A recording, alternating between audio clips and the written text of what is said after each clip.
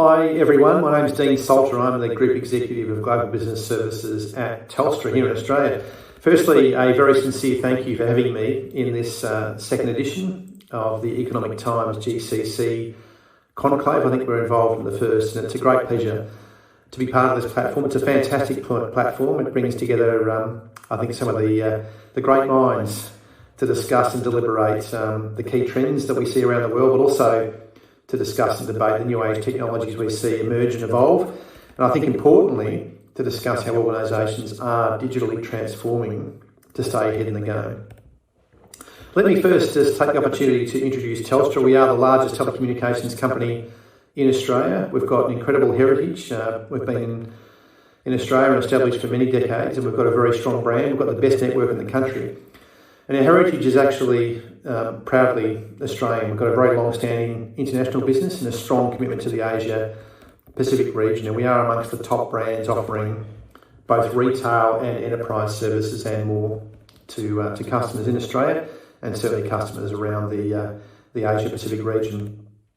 As I said, we've got a world-class network. We've got a very strong team of experts, and we've got global strategic partnerships that have really helped us, I think, to seize the opportunities that technology provides. It's clearly a very fast-moving world, so we've been moving faster than it has been for the last couple of years with COVID. And on that basis, we do believe in the benefits of embracing change with an enterprising mindset. Globally, we are all witnessing, I think, a period of what we call resilience, as economies and businesses are, I think, at this point in time, recouping from the pandemic-induced challenges, whilst at the same time navigating ever-changing dynamics around them.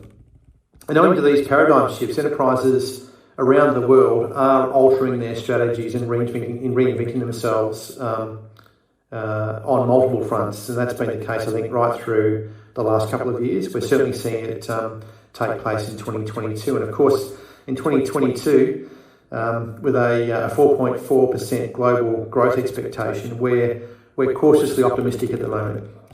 I was reading through just recently the latest McKinsey Global Survey, the 2021 report on organisational transformations, and what stood out for me was what they call the enduring truth. The more transformation actions a company takes, the greater its chances for success, and yet success, sadly, remains the exception, not the rule. The report quoted that on average, successful transformations captured only 67% of the maximum financial benefits that their transformations could have achieved, and similarly, there's room for many companies to improve their timing. Even the companies with successful transformations could have benefited from speeding things up. And that brings me to Telstra's own transformation story, what we call our T22 strategy. Back in 2018, we launched a new strategy called T22. At that time, it's fair to say the organisation was facing into some pretty heavy headwinds. We knew we had to fundamentally transform our business. The industry was rapidly changing, partly driven by technology innovation, partly driven by competitive disruption and changing customer expectations, but also the impacts of the NBN, the National Broadband Network, the government actually effectively acquiring big chunks of the fixed network in Australia. T22 was therefore, I think, a strategy born out of necessity, a strategy designed to transform every aspect of Telstra. And we set ourselves big and bold ambitions by radically simplifying our products and our services, the ways that we work together as an organisation, our structures, our systems, our processes. We really did set out at the outset to create a new Telstra. The strategy covered streams of work across customer experience, simplification, I think importantly network leadership as a technology company, employee experience and indeed productivity. And together with those big and those bold ambitions, we were, I think, super clear on our objectives. We had a roadmap that provided clarity on the steps we needed to take to achieve our T22 ambition. And we had a scorecard that we shared with the external market, with our shareholders, right at the beginning of the strategy. And we reported back on that scorecard at our regular financial and investor updates, and we still do that. Andy Penn, our Group CEO, has worked tirelessly over the past 4 years to translate those objectives for the market, to put timelines into the public domain. It was bold by design. We were deliberately transparent and accountable. So what have we achieved over the past few years? Since 2018, we have radically simplified our product offerings from over 1,800 back then to 20 now. We removed lock-in contracts, we've removed excess data, we've removed many other fees, and the number of calls coming into our contact centres has fallen by more than 2/3 over that time frame.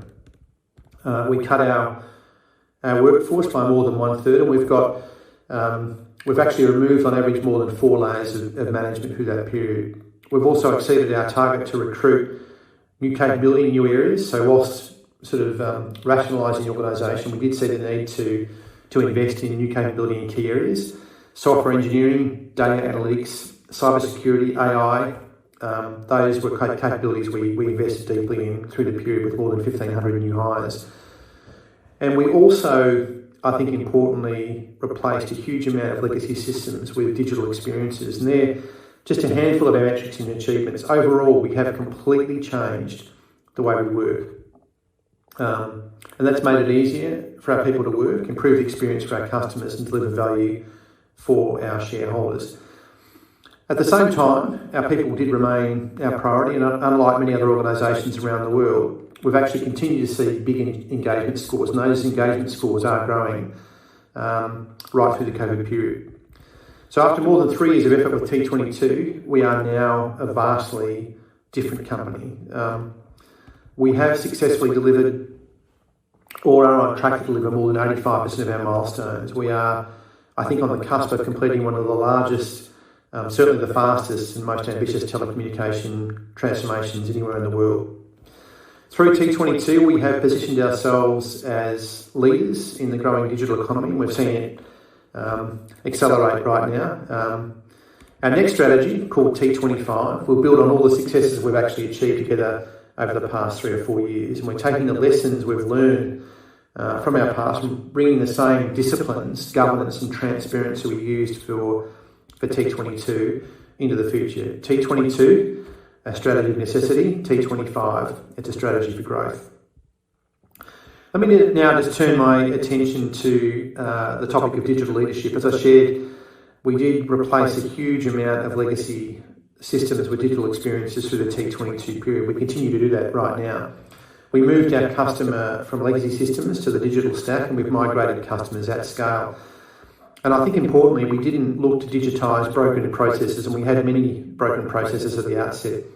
We made a very disciplined effort to ensure we fixed those processes first, to ensure our customers on the new digital stack had a genuinely improved experience. That must be the sequence. And globally, I think it's important that organisations fundamentally rethink their organisational setup and embed digital into their DNA in order to remain competitive and reap the benefits of emerging technology opportunities. And for Telstra, while we already had some, I think, pretty bold digitisation targets as part of our T22 strategy before COVID, the pandemic meant we had to accelerate digitisation for our customers. Expectations went through the roof. I'm sure everyone's experience has been the same. I think it's clear that running a business in the COVID world is very different to how we operated pre-pandemic. It will never go back to the old way. Stronger digital skills means faster adoption of digitisation, improved customer experience and better business economics, no matter what industry your business operates within. And not only that, I'm sure this is the case for many other organisations. While building solutions for our customers, we had to build the platforms and the security environment to allow people to work from home sustainably. But Telstra has had excellent, I think, industry-leading flexible working policies long before COVID hit. So many of our team were set up to work from home before COVID came along. But the sheer scale that was required as a result of COVID meant that we had to create the right technology and the right security conditions for this permanent setting to be successful. And that wasn't just the case for our Australian-based employees, it was certainly the case for our internationally based employees. They were equally part of that journey. Which brings me to India, and India plays such an important role in our strategy and the achievement of our digitisation milestones. It's at the absolute heart of global talent, and I'd call it the Innovation Nerve Centre, I think. It houses more than 50% of the world's global capability centres, GCCs, and it's a very important part of the world for Telstra. It offers a very strong value proposition with a rich and diverse talent pool. I'm sure you all know that. Enormous scale, incredible scale, and leadership, and I think an ever thriving innovation ecosystem. And Telstra has been incredibly fortunate to tap into that talent for many years through its extensive partner footprint, and also now through our own innovation and capability centres. We've got 14 what we call key partners in India, and we employ around 14,000 people at the moment. It's growing all the time. We opened our first innovation and capability centre, what we call ICCs, in Bangalore back in 2019, July 2019. We've now got 3 centres, one in Bangalore, one in Pune, and one in Hyderabad. And our people are focused on delivering engineering excellence and innovative solutions out of those 3 hubs. Our centres also include a state-of-the-art 5G IoT lab in Bangalore, and with that, Telstra became one of the first multinational telecom companies to open a network and product engineering lab in India, and that's allowed us to accelerate innovation in next-gen mobile technology testing. Our ICCs, our Innovation and Capability Centres in India, are certainly playing a critical role in our digital aspirations. They are, I think, in many ways, the centres of talent and innovation that's helping us drive Telstra's digitally connected future. And through the ICCs, through those centres and our partners, we've got access to the best artificial intelligence and machine learning capability anywhere in the world. So in closing, mass adoption of digital technologies has, I think, initiated disruption at unprecedented pace and scale. We're all seeing that right now. It's a big challenge. It's a big opportunity at the same time. We've got to invest in digital sales tools. We've got to pay attention to market demands, analyse and understand important customer data, and deliver on needs in a timely manner.